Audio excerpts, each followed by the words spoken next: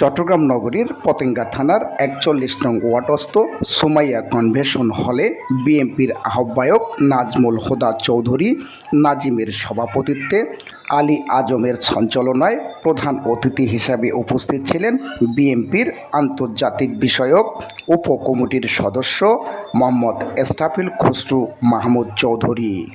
৯ September মঙ্গলবার সকাল 10টার সময় ক্যাম্পিংয়ের আয়োজন করা হয়েছে। এ সময় মেডিকেল ক্যাম্পিংয়ে আরও উপস্থিত ছিলেন চট্টগ্রাম মহানগর বিএনপির আহ্বায়ক কমিটির যুগ্ম আহ্বায়ক মোহাম্মদ মিয়া ভোলা, নগর সদস্য হাজী মজিবুল হক।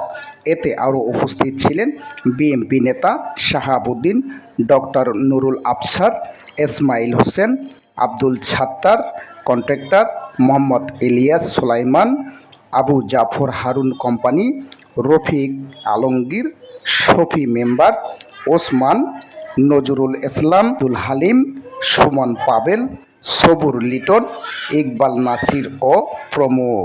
অন্যান্যদের মধ্যে উপস্থিত ছিলেন সিনিয়র যুগ্ম সম্পাদক পতেঙ্গা থানা বিএনপি, গৌরব সাবেক সহ সাংগঠনিক সম্পাদক চট্টগ্রাম মহানগর ছাত্রদল মোহাম্মদ সেলিম, সাবেক সহসভাপতি চট্টগ্রাম মহানগর ছাত্রদল পতেঙ্গা থানা জিয়া মঞ্চ সদস্য সচিব।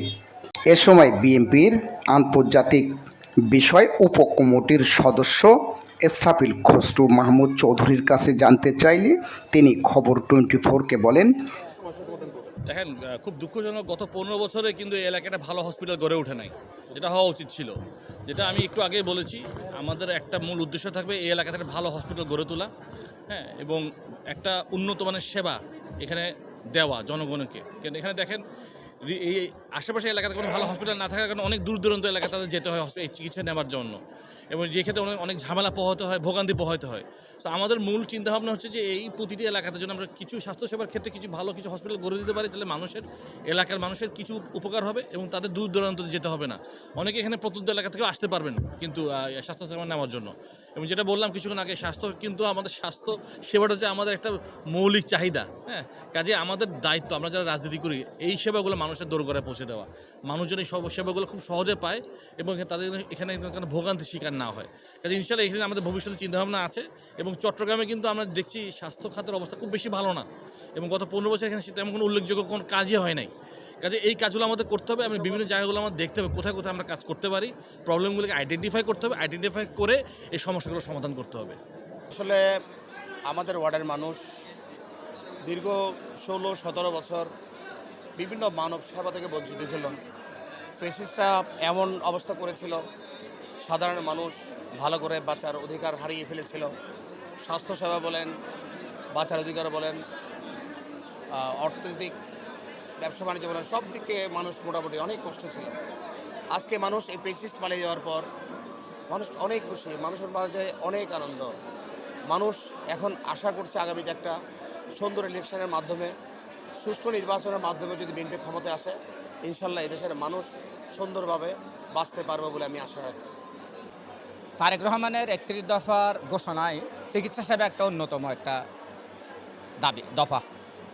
তো আমরা জনগণের দোরগোড়ায় চিকিৎসা সেবা পৌঁছে দিতে তারেক রহমানের নির্দেশে আমরা অঙ্গীকারাবদ্ধ।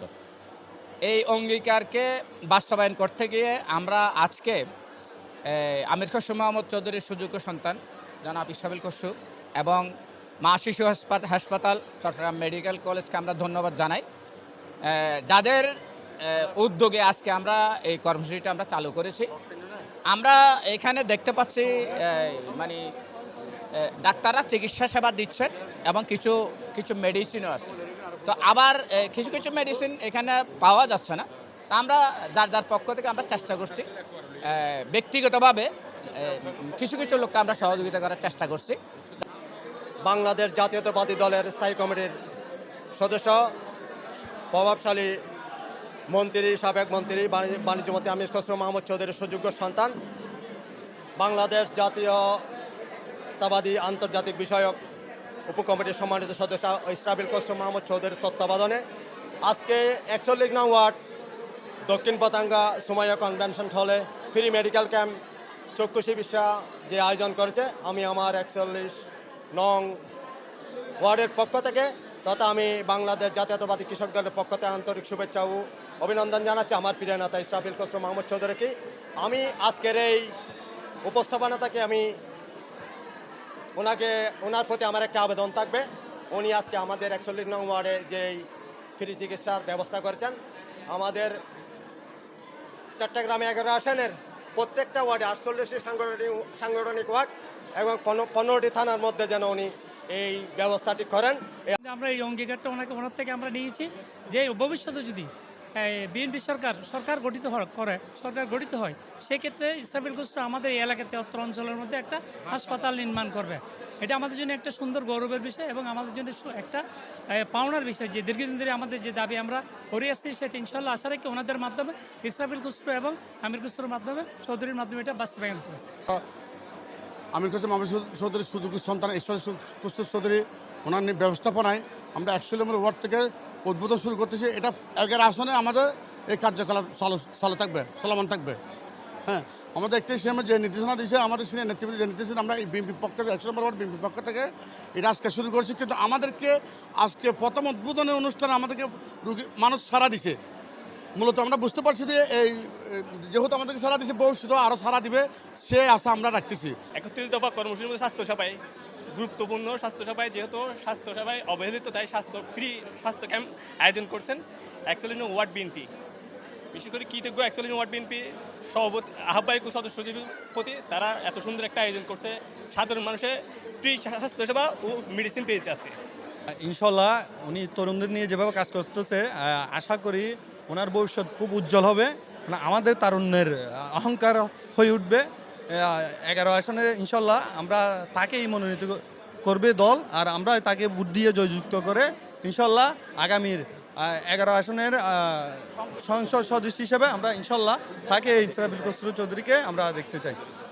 যোগ্য ব্যক্তি হিসেবে মনে করি, কারণ পূর্বেও 1994 সালে এই আসনটিতে বাংলাদেশ জাতীয়বাদী বিএনপি দলের প্রেসিডেন্ট খালেদা জিয়ার প্রার্থী হয়ে দাঁড়িয়েছিলেন।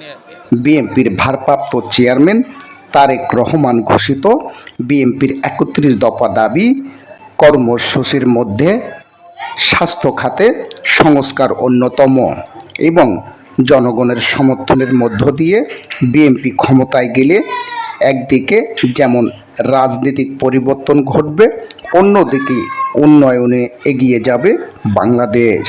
আমরা 31 দফা দাবির উদ্দেশ্যে প্রতিটি ঘরে ঘরে এই দফা পৌঁছে দিতে হবে।